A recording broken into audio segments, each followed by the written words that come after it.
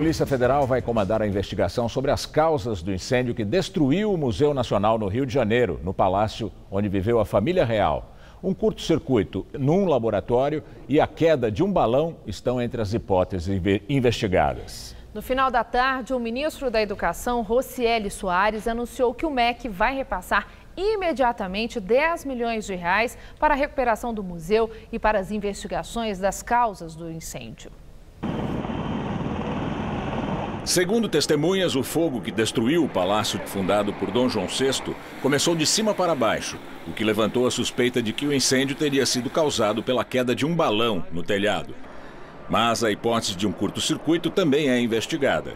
O trabalho de perícia e apuração sobre as causas vão ser conduzidos por agentes da Polícia Federal, da Delegacia de Repressão a Crimes contra o Patrimônio.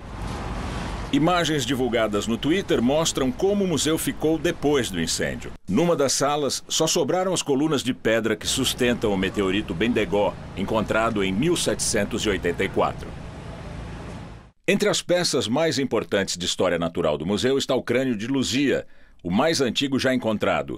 Com cerca de 12 mil anos de idade, foi achado em Lagoa Santa, Minas Gerais, em 1974. Sua descoberta mudou as teorias sobre o povoamento das Américas. Ainda não se sabe se o crânio foi consumido pelas chamas. Alvo de críticas pelo corte do orçamento para a manutenção do museu, que despencou de R$500 mil para R$54 mil por ano, o Palácio do Planalto divulgou uma nota em que afirma que o presidente Michel Temer articulou, em conversas hoje, com um grupo de entidades financeiras, empresas públicas e privadas, a criação de uma rede de apoio econômico para viabilizar a reconstrução do Museu Nacional do Rio de Janeiro, no tempo mais breve possível. Além de bancos privados, compõe a parceria a Febraban, o Banco do Brasil, Caixa Econômica Federal, BNDES e Petrobras. A nota do Planalto acrescenta que os Ministérios da Educação e Cultura estudam mecanismos para que empresas se associem à reconstrução do prédio. Uma das primeiras alternativas é usar a Lei Rouanet para financiar a iniciativa. Hoje de manhã, o diretor do museu cobrou medidas do governo federal. Só chorar não adianta. É necessário que todos os imbuídos, particularmente o governo federal, que tenha os recursos necessários, que ajude ao Museu Nacional a recompor a sua história. Nós já perdemos parte do acervo, que não façam que o Brasil perca a sua história. O reitor da Universidade Federal do Rio de Janeiro, a qual o museu é subordinado, também criticou a falta de financiamento. Nós temos um problema muito grave em relação aos prédios tombados pelo patrimônio histórico e dos nossos museus, porque não existe nenhuma linha de financiamento do Ministério da Educação. É um fato extremamente triste e lamentável. Estamos ainda todos sem chão em relação a isso, né? Realmente é uma perda inestimável para o Brasil. Agora a prioridade do Ministério da Educação se volta para apoiar na recuperação.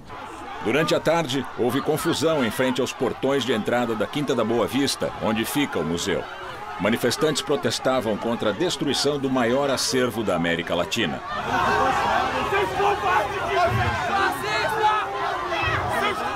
Depois do tumulto, os manifestantes entraram e deram um abraço simbólico no prédio. Depois que as chamas foram controladas, o museu, de 3 pavimentos e mais de 9 mil metros quadrados, foi interditado pela Defesa Civil por risco de desabamento. O fogo começou por volta das 7h30 da noite de ontem e foi controlado durante a madrugada. Um acervo de mais de 20 milhões de itens foi destruído pelas chamas. Entre 2013 e 2017, a verba do museu foi reduzida em mais de 330 milhões de reais. O bisneto da princesa Isabel, João de Orleans e Bragança, disse hoje que quer colaborar com parte do seu acervo pessoal em uma eventual reestruturação do Museu Nacional e que está disposto a doar quadros, fotografias e objetos que pertenceram a Dom Pedro II. O que queima nos museus no Brasil não é o fogo. Em 10 anos, houve quase uma dezena de incêndios em entidades públicas, culturais e científicas. Agora, o Museu Nacional. O que eles têm em comum, além dos incêndios? Só o fato de serem entidades públicas, culturais e científicas, num país em que mais da metade da população não compreende um texto simples, mesmo que o consiga ler.